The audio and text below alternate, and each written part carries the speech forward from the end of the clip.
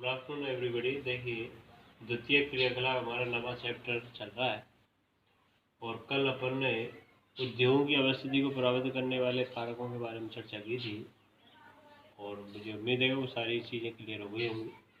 आज हमारा का जो टॉपिक है वो है आपका उद्योगों का वर्गीकरण, यानी उद्योगों को कौन कौन से प्रकारों में बांटा जा सकता है। तो उद्योगों के वर्गीकरण के लिए बहुत सारे बेसिस हैं, बहुत सारे आधारों पर वर्गीकरण कर सकते हैं।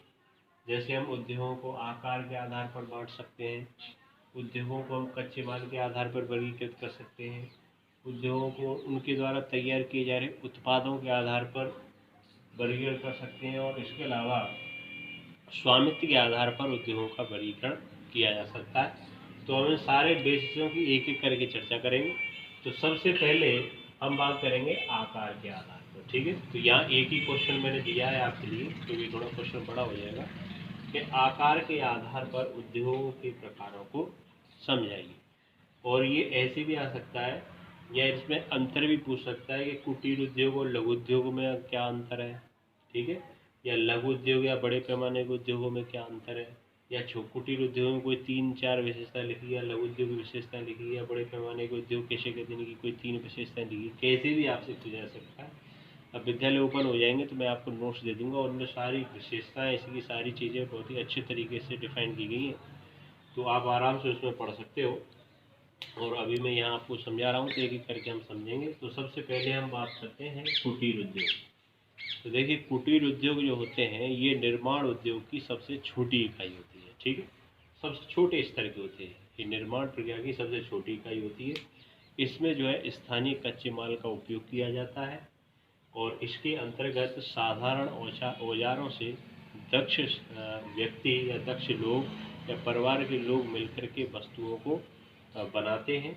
और इसमें ज़्यादातर जो वस्तुएं होती हैं वो अपने दैनिक जीवन में काम आने वाली वस्तुएं होती हैं, अपनी आवश्यकताएं पूर्ति के लिए बनाई जाती हैं और फिर आवश्यकता की पूर्ति के बाद जो कुछ भी अगर बच जाती हैं फिर उसको स्थानीय बाज़ारों में बेच दिया जाता है। अब बात आती है कि कुटीर में ऐसी कौन कौन सी वस्तुएं बनती हैं। जैसे कुटीर उद्योग बनी वस्तुओं में जैसे आपके दोना है, पत्तल है, लाड़ी है, फावड़ा है, हसिया है, मिट्टी के बर्तन हैं। तो ऐसी बहुत सारी जो दैनिक जीवन में काम आती हैं साधारण वस्तुओं का निर्माण इसके अंतर्गत किया जाता है, ठीक है। तो ये इसकी विशेषताएं भी होगी और इसके समझाने का स्तर भी हो गया कि क्या होते हैं, तो वो भी इसको आप समझा सकते हैं। उसके बाद हम बात करते हैं लघु उद्योग। इनको अब देखो, इसकी विशेषता समझो। जैसे हमने इसकी विशेषताएं बोली ऐसे इसकी विशेषताएं बोल देंगे तो इसकी विशेषताएं भी हो और दोनों में क्या हो जाएगा, अंतर भी हो जाएगा।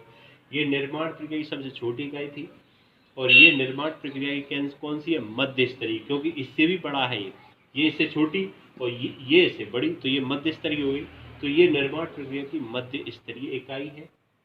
इसे लघु पैमाने के उद्योग भी कहा जाता है और इसमें स्थानीय कच्चे माल का उपयोग होता है। और इसके अलावा इसमें जो काम करने वाले परिवार के लोगों के साथ साथ वैतनिक मजदूर भी जो है इसमें काम करते हैं और इसमें ज़्यादातर छोटी छोटी मशीनों का भी काम में लिया जाता है उत्पादन करने के लिए। और इसके अलावा और भी बहुत सारी विशेषताएं इसकी हो सकती हैं। इसमें वैतनिक श्रमिक हो गए, छोटी छोटी मशीनों का उपयोग किया जाता है, स्थानीय कच्चे माल का उपयोग होता है और जो श्रमिक होते हैं वो अर्ध कुशल श्रमिक इसके अंतर्गत उपयोग में लिए जाते हैं। और लघु उद्योग जो होते हैं विकासशील जो देश हैं, जो सघन जनसंख्या वाले देश हैं, उनके लिए सबसे ज़्यादा रोजगार भी देने वाले उद्योग हैं। कौन से, लघु उद्योग। जैसे हम अपने देश की बात करें तो हमारे देश के जो गांव थे आज़ादी से पहले पूरी तरह से आत्मनिर्भर थे लघु उद्योगों में, क्योंकि हर प्रकार की जो गांव में जो ज़रूरत का सामान था वो गांव में ही मिल जाता था। कि हर गांव में जैसे लोहार रहते थे तो उनसे हसिया, फावड़ा, कुड़ाली वगैरह ऐसी वस्तुएं प्राप्त हो जाती थी। नाइब रहते थे, कुम्हार रहते थे, बढ़ई रहते थे, सुनार रहते थे जो सोने चांदी का काम करते हैं। तो ऐसी बहुत सारी चीज़ों की आवश्यकता गांव में ही हो जाती थी। गांव के लोग जो है आत्मनिर्भर थे लघु उद्योग। लेकिन अंग्रेजों ने आकर यहाँ सब चौपट कर दिया और पूरे ये लघु उद्योग क्या कर दिए, बर्बाद कर दिए, देश को बर्बाद करके रख दिया। तो ये क्या हो गए, लघु उद्योगों की विशेषता है, ठीक है। अच्छा, अब तीसरे नंबर पर आते हैं बड़े पैमाने के उद्योग। अब इसकी क्या विशेषताएं हो गई, यह निर्माण प्रक्रिया की सबसे बड़ी इकाई है, ठीक है। और इसमें ज़्यादातर कुशल श्रमिकों की आवश्यकता होती है। इसमें अत्यधिक उच्च तकनीक, बड़े स्तर पर पूंजी और स्थानीय कच्चे माल के साथ साथ इसमें बाहर से कच्चा माल भी मंगाया जाता है, क्योंकि बड़े पैमाने के उद्योग हैं। इनमें फैक्ट्री उत्पादन जिसको अपन कहते हैं, तो वो इसके अंतर्गत आते हैं। और इनका जो विकास है वो औद्योगिक क्रांति के बाद जो है ज़्यादातर देखने को मिलता है। और यूरोपीय देशों में, उत्तरी अमेरिका, ग्रेट ब्रिटेन वगैरह, जो संयुक्त राज्य अमेरिका, इन देशों में से जो है इस उद्योगों की, बड़े उद्योगों की शुरुआत हुई।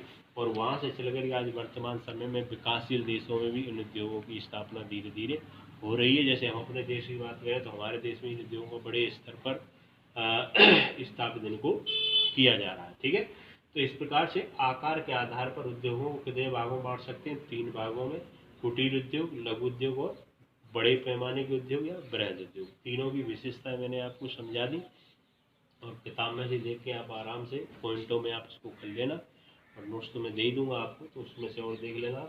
तो आज अपन ने आकार के आधार पर समझ लिया। कल और अन्य बेसिस के बारे में चर्चा करेंगे। आज इतना ही। Thank you.